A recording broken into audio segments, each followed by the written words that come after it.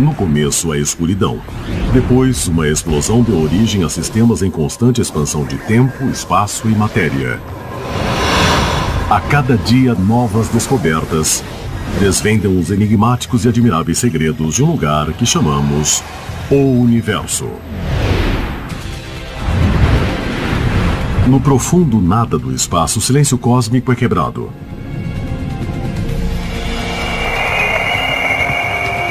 O espaço é realmente um lugar bem barulhento. Galáxias, estrelas, planetas e luas cantam com uma música estranha e extraterrestre. Eles soam um pouco como um fax alienígena. Agora, uma playlist cósmica em uma contagem regressiva dos 10 maiores sucessos do universo. Em uma sinfonia de sons extraterrestres.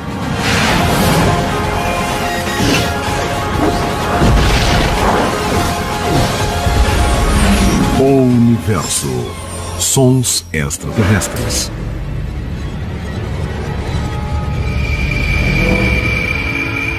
No espaço, ninguém pode ouvir seu grito. Como o anúncio do filme de ficção científica Alien, o oitavo passageiro, de Ridley Scott, a frase foi escrita para provocar arrepios.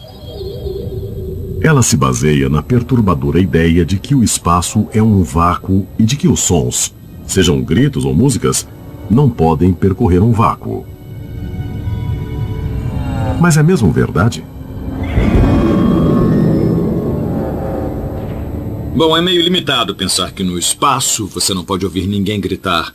Porque, de fato, aqui na Terra existem muitos sons que não podemos ouvir, tem uma frequência alta demais ou baixa demais. Além disso, o espaço não é completamente vazio. E, finalmente, sabe qual é a definição de espaço? Se eu for um astronauta na superfície de Marte e estiver com um traje espacial, eu estou no espaço ou não? Bom, eu acho que sim. Tá bom, vamos experimentar aqui. Aqui na Terra, Bruce Betts, da Sociedade Planetária em Pasadena, Califórnia, tem pensado muito em Marte e na questão do som.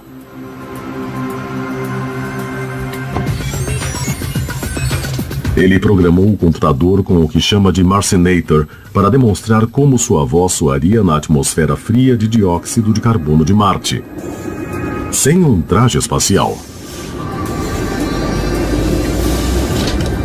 A atmosfera de Marte iria realmente mudar sua voz e ela soaria mais grave. Então vamos em frente para simular isso usando o Marcinator. E eu vou gravar a minha voz e aí nós vamos mudá-la para como soaria em Marte. É assim que eu soaria em Marte, embora quisesse ter algum oxigênio para respirar. Agora eu vou continuar e processar isso por meio do Marcinator. E então vamos tocar e ouvir como soa. É assim que eu soaria em Marte, embora quisesse ter algum oxigênio para respirar. É claro que se os seres humanos chegarem a Marte, não ouviremos suas vozes pela atmosfera. Em vez disso, ouviremos por ondas de rádio. O modo em que muitos dos sons mais importantes já nos alcançam. Sim. Estamos acostumados a pensar no som como algo que vem pelo ar até nós, do modo em que ouvimos um ao outro quando falamos. Mas, de fato, muitos dos sons que ouvimos são transmitidos por sinais eletromagnéticos. Por exemplo, sua televisão realmente converte um sinal de televisão no som que podemos ouvir. Quem é o primeiro candidato de hoje? O som no cosmos nunca nos alcançará diretamente através do espaço vazio. Então o rádio, a luz ou outras ondas eletromagnéticas são os portadores inevitáveis, trazendo um universo que podemos ouvir em toda a sua diversidade. O espaço é realmente um lugar bem barulhento. Ele tem muitas e muitas fontes de ruído que nós podemos detectar com radiotelescópios especiais, por exemplo.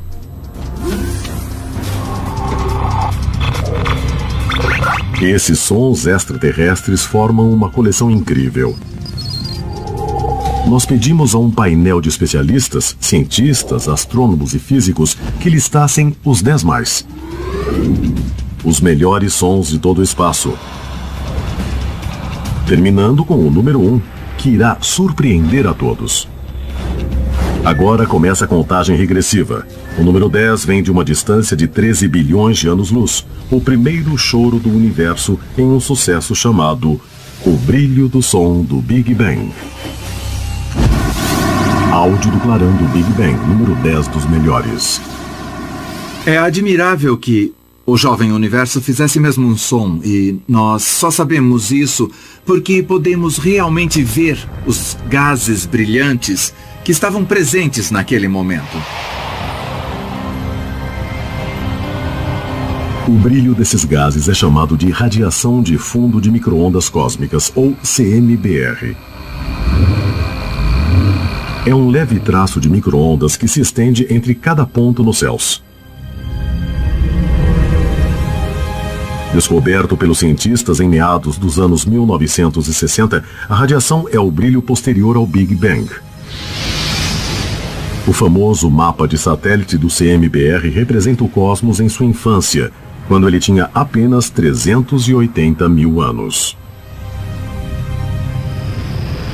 Quando olhamos para o mapa CMBR, estamos essencialmente olhando para uma imagem da voz do universo, porque essas variações em cor correspondem a variações em temperatura, e estas correspondem a variações em densidade e pressão. Bom, ondas de pressão são ondas de som. Assim, estamos vendo pequenas variações em pressão, pequenas ondas sonoras no início do universo. Para entender o brilho de áudio depois do Big Bang, precisamos saber como o universo inicial variava suas pressões para gerar ondas de som. Para isso, o astrônomo Mark Whittle e o construtor de órgãos Manuel Rosales visitam o magnífico órgão de tubos da Igreja Unida de Cristo em Claremont, na Califórnia.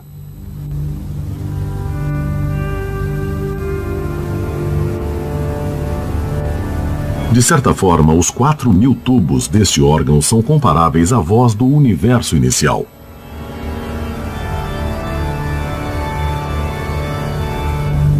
Manuel, o mais incrível sobre o universo inicial é que todos os tubos estavam soando juntos.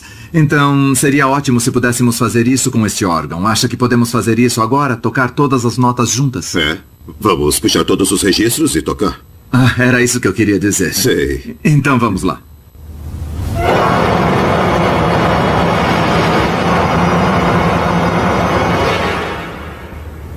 Muito poderoso e realmente um tipo de som branco, assobiante. Mas o que é ainda mais incrível no som primordial é que, na verdade, alguns tons específicos estavam presentes e ficaram mais fortes a cada momento.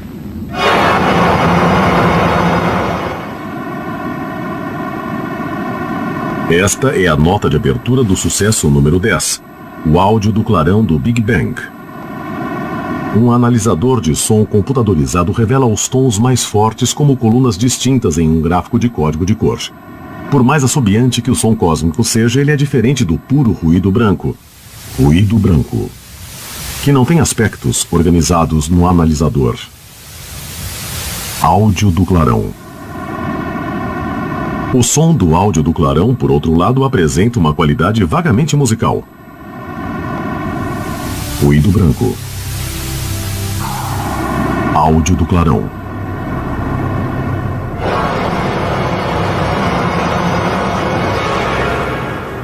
Os tubos dos órgãos são feitos de madeira e metal, mas os tubos do universo inicial eram poços de matéria escura, a substância misteriosa cuja existência é conhecida apenas por sua gravidade. O que impulsiona as ondas de som é a gravidade. Assim, por exemplo, se houver uma região de densidade um pouco mais alta de matéria escura, existe uma força gravitacional agindo. O gás que rodeia essa região sente essa ação e é atraído. Mas é gás, então, ao ser atraído, ele se comprime. Essa compressão age como uma mola, e isso empurra o gás de volta. Mas então, ele se afasta, até que é atraído novamente. É assim que o movimento do gás cai, se afasta, cai, se afasta. Então temos uma onda de pressão oscilante, uma onda sonora. A radiação de fundo cósmica, por importante que seja, é só uma imagem parada. Sua conversão em som tem o efeito de apenas uma nota ruidosa, pouco musical. E até ouvir isso é difícil. O órgão de tubos nos mostra o motivo. Os sons do universo são graves demais para a nossa audição. De fato, qual é a nota mais grave que este órgão toca? É um tubo de 9,75 metros e só pode ser tocado com um pé.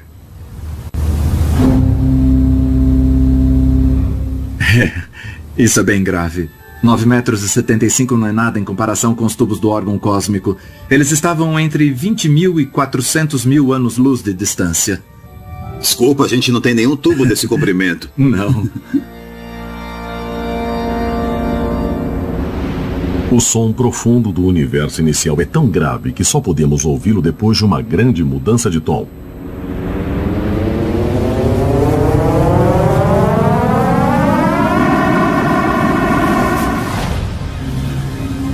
A radiação de fundo do universo data de 380 mil anos depois de sua criação. Mas o que aconteceu antes disso? Será possível revelar toda a canção do universo? Desde o momento do Big Bang?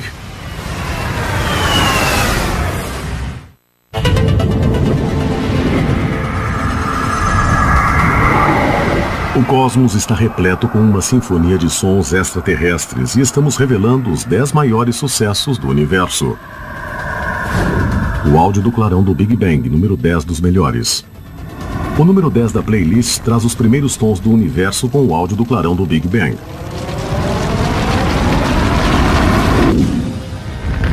Mas o download do primeiro canto do universo tem alguns problemas.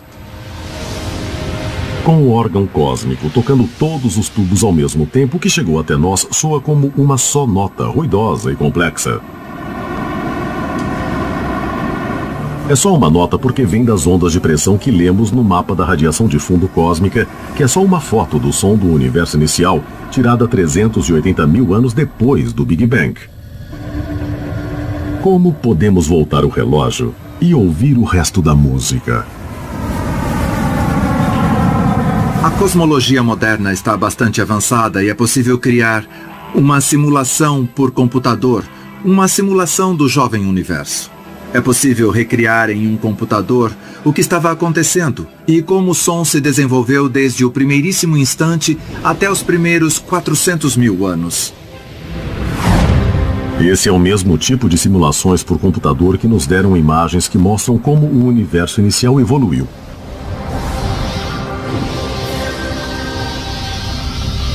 Os tubos de matéria escura do universo inicial atuaram como os do órgão da igreja. Quando os tubos maiores tocavam, as notas mais graves soavam. Conforme o universo se expandiu, surgiram mais espaço e mais tempo. Mais espaço significava tubos maiores. Então as notas na canção ficaram cada vez mais graves conforme eram cantadas.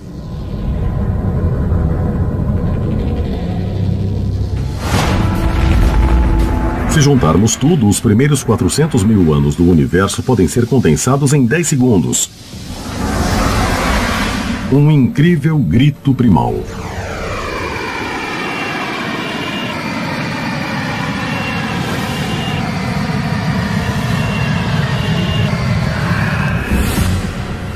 Os gases que estavam entrando e saindo dessas regiões de matéria escura foram os que acabaram se transformando nas primeiras estrelas, nas primeiras galáxias e que no fim foram condensados nas milhares de galáxias que vemos à nossa volta hoje.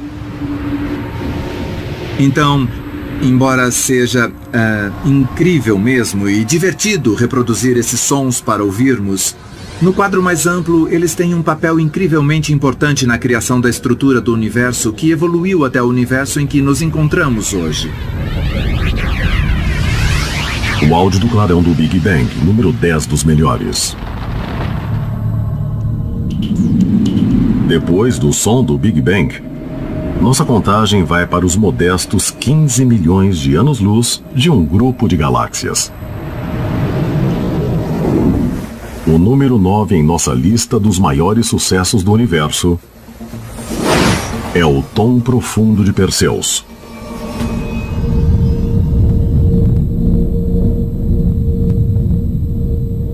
Este é um som grave ao extremo que emana do aglomerado de Perseus.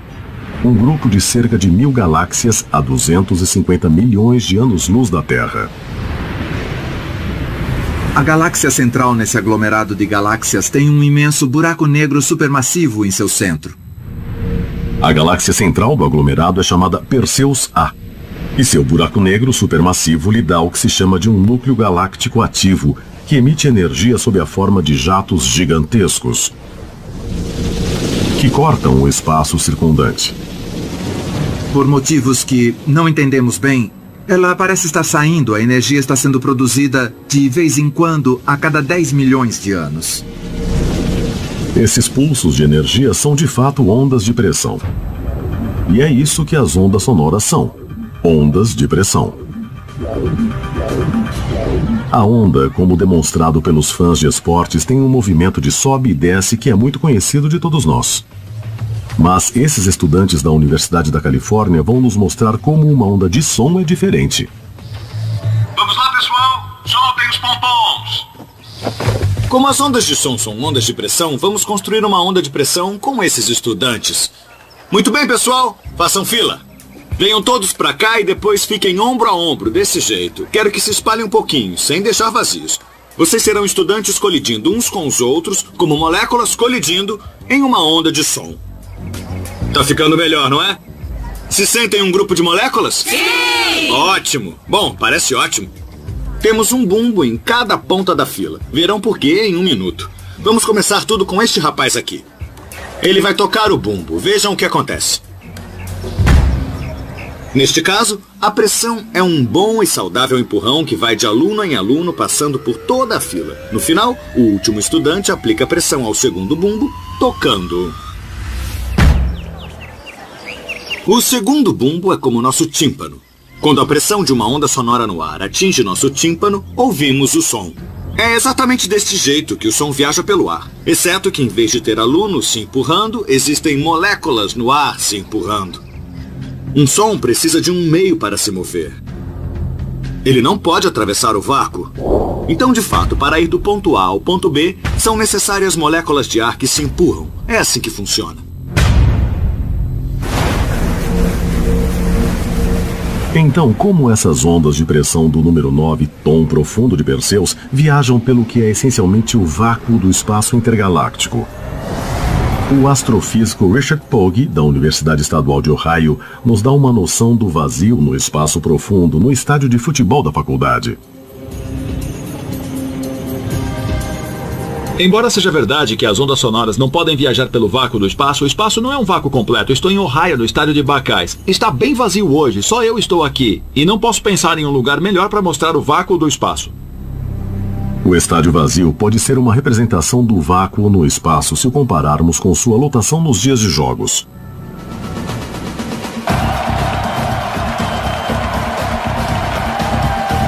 Com mais de 102 mil pessoas nas arquibancadas, o estádio seria como a atmosfera da Terra, lotada de moléculas de ar. Então, quanto temos que esvaziar esse estádio para igualar o vácuo do espaço? Acredite se quiser, será preciso que todos saiam, inclusive eu, porque uma pessoa é demais. Nada mais do que uma única célula do corpo de Richard pode ficar no estádio para igualar o vácuo do espaço profundo. Com o que parece quase nada no espaço entre as galáxias do aglomerado de Perseus, a existência de ondas de som parece ainda mais incrível. Como se propaga uma onda de som pelo espaço profundo que é quase vazio? Vamos usar o exemplo de alguém correndo pelo campo. Eu tenho que correr muito antes de encontrar alguém, mas ainda encontro alguém e posso passar energia para ele. O mesmo acontece com um átomo no espaço. Ele tem que viajar muito, talvez 300 anos-luz, antes de encontrar outra partícula. Mas quando a encontra, passa energia e a onda se movimenta. As partículas que colidem no aglomerado de Perseus também emitem leves raios-x, cujos traços, na imagem do telescópio espacial Chandra, nos mostram que as ondas estão lá. Mas essas ondas são imensas e as notas que produzem são mais graves do que qualquer coisa que qualquer ser humano já experimentou. A nota fica 57 oitavas abaixo de nossa audição, abaixo do meio do alcance do piano, e isso, na verdade, a qualifica para o livro dos recordes como a nota mais grave conhecida pelo homem. A nota extrema que emana de Perseus está tão abaixo de nossa audição que só pode ser aproximada. Dizem que o aglomerado de galáxias está tocando um si bemol incrivelmente grave. E os cientistas calculam que está tocando sem parar por 2 bilhões e 500 milhões de anos.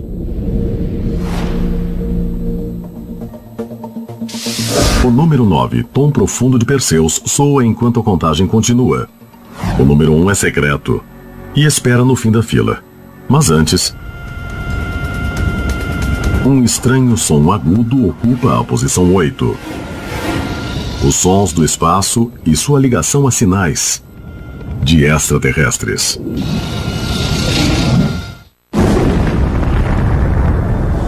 Começando pelo Big Bang, estamos acompanhando os 10 maiores sucessos do universo. Os melhores sons extraterrestres do espaço. No número 8 da contagem, encontramos uma repentina diversidade de sons.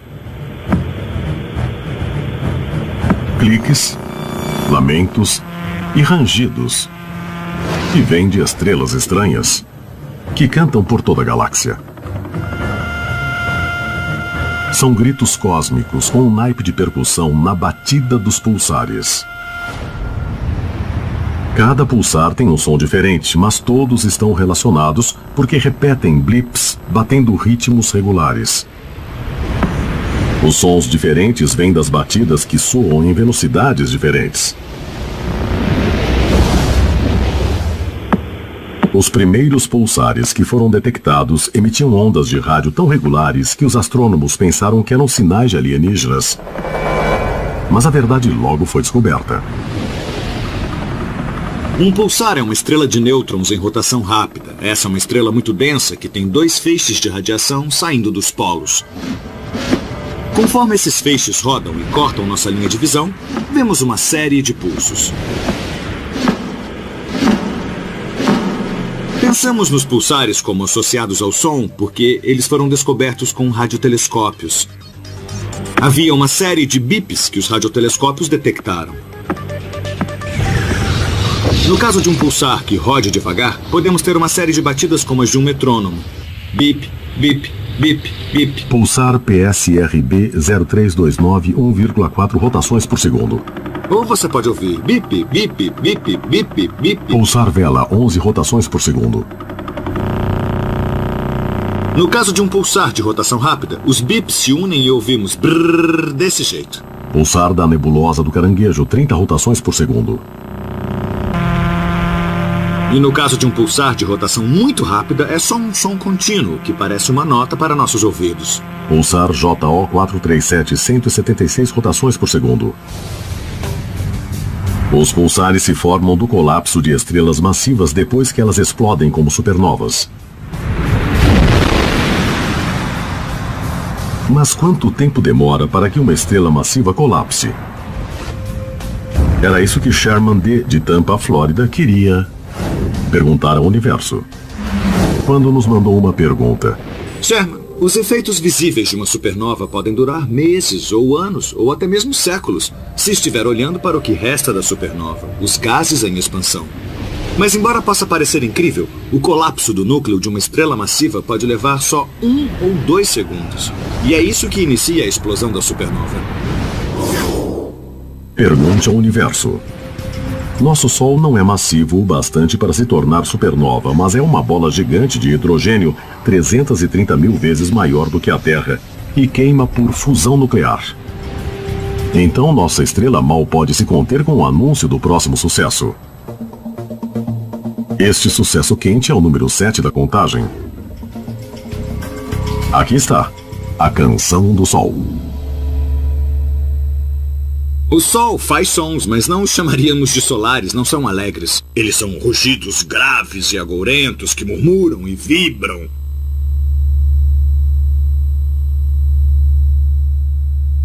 O Sol faz sons porque existem muitos gases subindo e descendo por um processo chamado convecção. Eles estão enviando ondas de pressão nessa bola de gás que é o Sol e isso repica como um sino. Ao contrário de um sino, o Sol repica com 10 milhões de tons diferentes ao mesmo tempo. Nós os detectamos pelos sinais das ondas de pressão na superfície do Sol. Os satélites solares medem esses sinais com extrema precisão. Além do som, eles também produzem ciência. Então, usando esses sons do Sol que podemos observar, podemos mesmo saber coisas muito detalhadas sobre a estrutura interior da nossa estrela. Por exemplo, uma das coisas incríveis que podemos saber é quando existe um grupo de manchas solares do outro lado da estrela, mesmo antes dele aparecer, e podemos observá-lo com os telescópios ópticos. O Sol pode ser a maior fonte de sons no sistema solar. Logo a seguir, vem Júpiter. Então, o número 6 nos 10 melhores é um conjunto estranho e eletrônico. Jazz de Júpiter.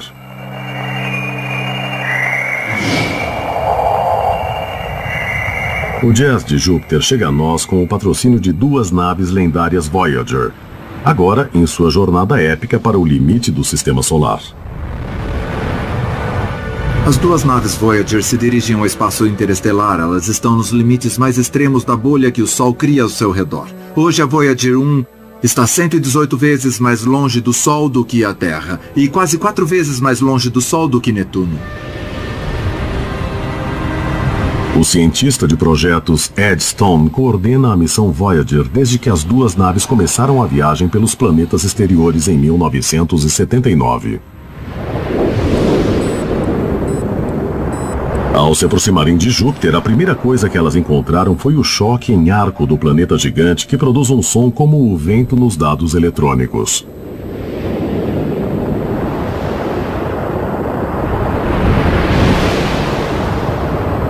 Há um vento que sopra do Sol a cerca de 1.600.000 km por hora, é supersônico. Quando esse vento se aproxima do contato com um campo magnético ao redor, digamos, de Júpiter, ele tem que ficar subsônico. Existe um choque sônico que se forma diante do campo magnético de Júpiter. Isso é chamado de choque em arco. É muito parecido com um choque sônico na frente de uma nave supersônica. Mais intrigante do que o choque em arco é o coro jupiteriano, que soa como passarinhos cantando ao amanhecer.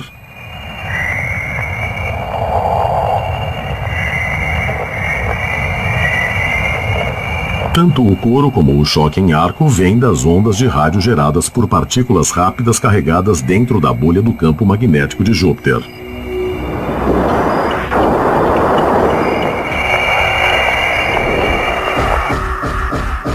Estamos nos aproximando do misterioso número 1, dos 10 melhores, passando pelas luas de Júpiter e os anéis de Saturno, onde os ruídos dos circuitos elétricos, gases brilhantes e fluxos de vento se colocam entre os sons mais incríveis no sistema solar.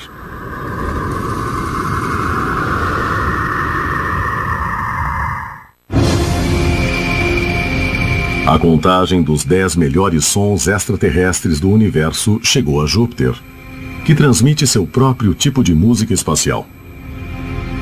Mas o próximo sucesso não é um solo. Júpiter tem um grupo vocal. As luas de Júpiter que orbitam o planeta gigante. E agora elas têm um lugar próprio. O número 5. Nos 10 melhores. E a música se chama Luas sobre Júpiter. A solista é a lua Ganimedes, gravada pela nave Galileu, que chegou em Júpiter no final de 1995. Os sons que Galileu enviou da lua Ganimedes de Júpiter, aliás a maior lua do sistema solar, são muito intrigantes. Eles soam como um fax alienígena. Na verdade, quando eu toquei esse som no meu escritório ontem, as pessoas vieram correndo das outras salas para ver o que era, se eu estava recebendo uma transmissão alienígena. Como no caso da Voyager, os sons de Galileu vieram do gás ionizado, ou plasma. Os átomos em um plasma estão divididos entre elétrons negativos e núcleos atômicos positivos. Em outras palavras, partículas carregadas. 2 antenas finas do instrumento de ondas de plasma da nave captam as ondas de rádio produzidas pelas partículas carregadas conforme elas são movidas por um campo magnético. Esses sons que ouvimos de Ganimedes são a evidência de que Ganimedes realmente tem um campo magnético. E você não pode encontrar essa informação sem usar um instrumento de ondas de plasma, como fizemos em Galileu.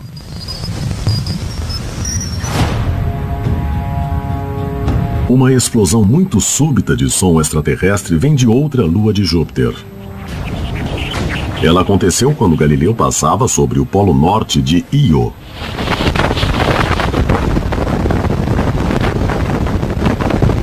Minha lua favorita no sistema solar é a lua de Júpiter Io. Ela parece muito com uma pizza.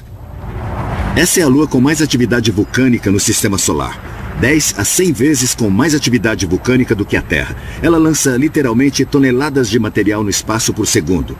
Átomos de enxofre e oxigênio que são ionizados no campo magnético de Júpiter. E realmente se conectam com Júpiter nos polos norte e sul, criando uma rosquinha. A rosquinha é chamada de tubo de fluxo de Io. E as partículas carregadas transmitem uma forte corrente elétrica entre Júpiter e a lua vulcânica. Quando Galileu saiu desse tubo, o som sumiu tão de repente quanto começara.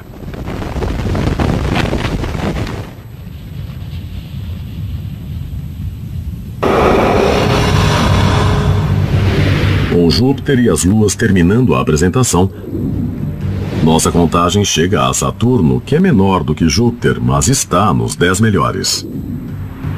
O planeta dos anéis tem o número 4 da lista. Ouçam os sons surreais de Saturno. Eles chegam até nós pela nave Cassini, que tem enviado imagens e dados incríveis desde sua chegada ao planeta dos anéis em 2004. Como no caso da Voyager e da Galileu, o instrumento de ondas de plasma de Cassini é a antena para os ouvidos humanos no espaço. Os sons fantasmagóricos e bizarros que ouvimos pelo instrumento de ondas de plasma e rádio de Cassini me fazem pensar no Halloween. Eles são causados pela aurora em Saturno, muito similar à aurora na Terra. Seus ouvidos nunca perceberiam essas frequências, mas nós as movemos até nosso alcance. E então ficamos surpresos ao ver como são fantasmagóricas de verdade.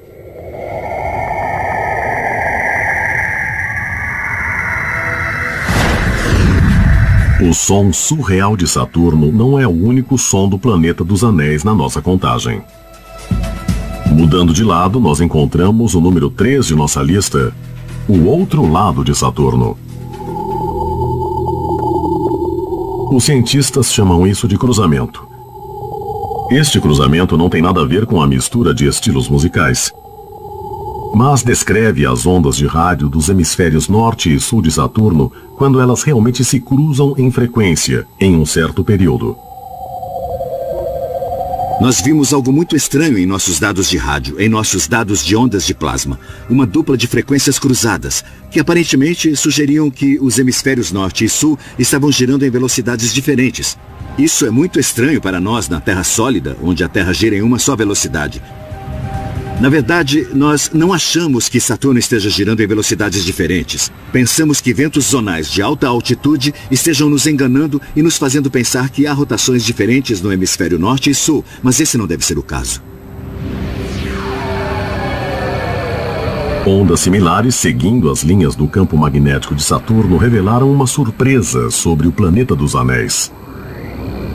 Uma das coisas mais bizarras que Cassini achou foi que parece que o dia de Saturno era 6 minutos mais longo do que era na época da Voyager, apenas décadas atrás. A determinação da duração do dia de Saturno realmente não é possível ao se observar as nuvens girando ao redor do planeta.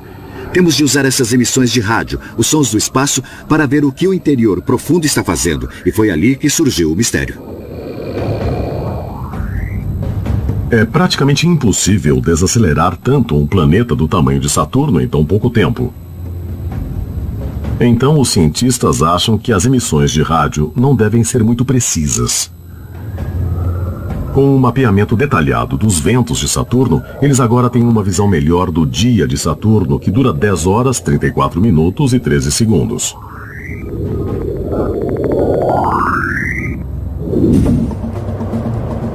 Agora estamos chegando à superfície de Titã, a maior das luas de Saturno, que ocupa sua posição na contagem de sons extraterrestres. O número 2 nos traz totalmente Titã, que chega com um sibilar do outro mundo vindo do microfone da sonda Huygens separada de Cassini e caindo de paraquedas através da atmosfera de metano de Titã a quase 1 bilhão e 500 milhões de quilômetros da Terra. Se estiver com paraquedas, você vai ouvir que é exatamente o que ouvimos nesses sons da Huygens. O som foi transmitido quando a sonda caía na direção da superfície de Titã em 2005.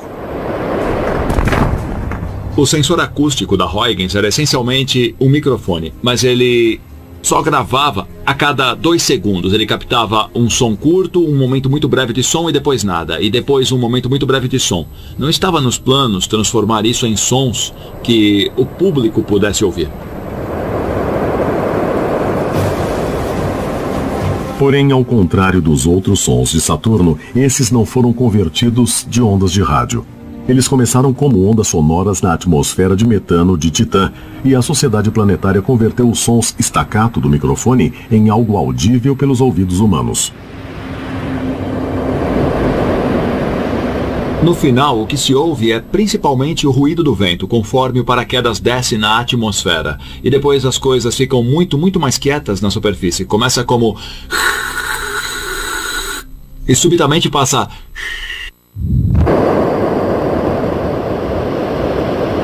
Mas o que é realmente incrível é que estamos ouvindo sons captados por um sensor acústico real a 1,5 bilhão de quilômetros. Foi a primeira vez que ouvimos sons de outro planeta ou lua ao redor de outro planeta.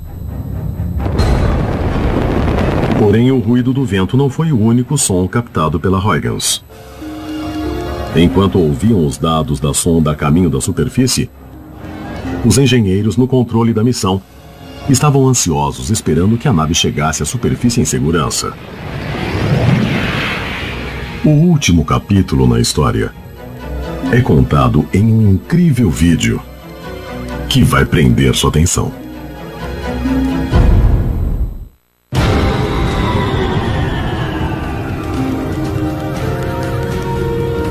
Estamos contando os 10 melhores sons extraterrestres do universo. E estamos quase chegando ao número 1. Mas primeiro, vamos acelerar. Enquanto o número 2 traz um sucesso astronômico da sonda espacial Huygens em visita à maior lua de Saturno, Titã.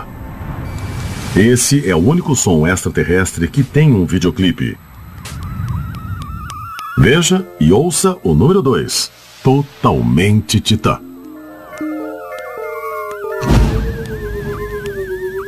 Aqui temos o que chamamos de sinos e assobios, o filme de Cassini-Huygens, e ele mostra a descida. É um ótimo exemplo do uso do som para transmitir todos os tipos de dados diferentes. Do mesmo modo que um contador Geiger anuncia a radioatividade com cliques audíveis, os instrumentos na sonda Huygens tinham sons próprios para registrar os dados que estavam captando.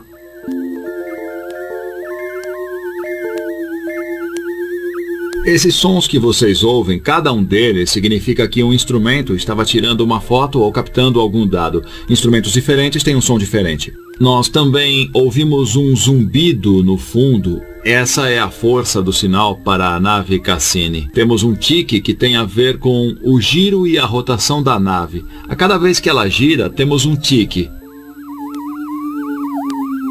Embora seja só um conjunto de informações científicas, o vídeo parece preservar o que devem ter sido os últimos momentos de tensão. Quando os cientistas, no controle da missão, indagavam: será que a nave vai pousar em segurança ou vai se espatifar? Então aqui estamos, quase no fim. E então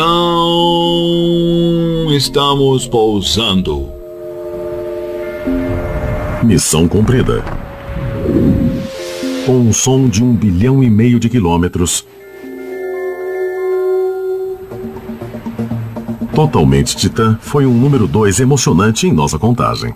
Mas agora vamos revelar um misterioso número 1.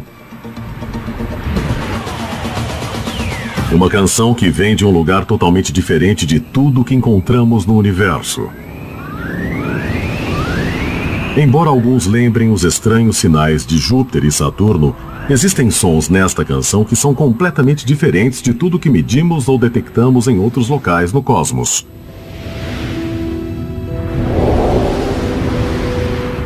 Porque o número 1 na contagem tem sons que só se encontram no lugar do universo em que se originaram.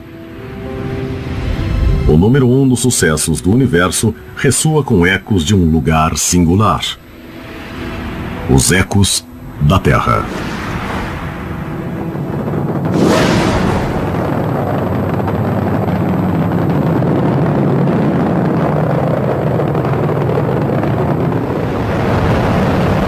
Aqui na Terra, costumamos pensar nos sons alienígenas como sendo tudo que vem de fora do nosso planeta. E isso inclui exemplos de ondas de plasma e de pressão passando por meios ou objetos astrofísicos. Mas realmente, se pensar em observar a Terra de longe, os alienígenas seremos nós. E nossos sons são únicos porque vêm de organismos vivos. Quer seja a linguagem humana ou o canto dos pássaros.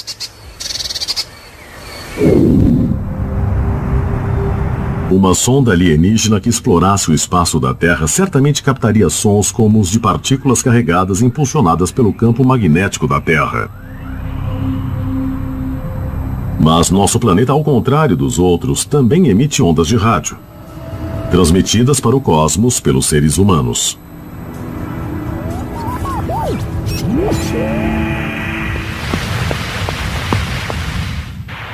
Boa noite. Sou o professor Reginald A. Fessenden, falando de Brant Rock, Massachusetts. Em 1906, em Brant Rock, Massachusetts, Reginald Fessenden fez a primeira transmissão de rádio com fala e música. Ele foi o inventor do rádio AM e transmitiu os primeiros sinais na véspera de Natal. O sinal foi captado por marinheiros centenas de quilômetros mar adentro e viaja pelo espaço desde então. Desde o início do rádio, nós estamos transmitindo para o espaço e estamos enviando sinais na esperança de que alguém os intercepte. É claro que o espaço é um lugar muito grande e, portanto, é difícil saber quem os ouviria e quando. Mas eles estão a caminho de sabe-se lá onde. Olá das crianças do planeta Terra. Os sons da Terra também viajam pelo espaço, não por rádio, mas a bordo das duas sondas espaciais Voyager, em um curso lento, mas constante para as estrelas. Um dos exemplos de como o som é importante para nós aqui na Terra é que, quando lançamos a Voyager, nós realmente incluímos um disco de ouro dos sons da Terra. E fizemos isso para representar não só os sons humanos, mas também os sons de muitas criaturas que vivem aqui na Terra conosco. Então é realmente uma digital sonora da vida em nosso planeta.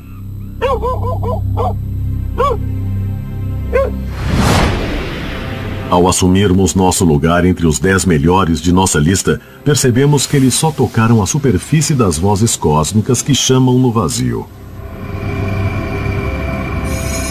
Desde a criação até hoje, o espaço produziu um grande catálogo de sons para acompanhar suas lindas imagens. Por estranhos que esses sons pareçam, aprendemos que eles carregam mensagens importantes que nos ajudam a resolver os mistérios da natureza e a compreender o universo.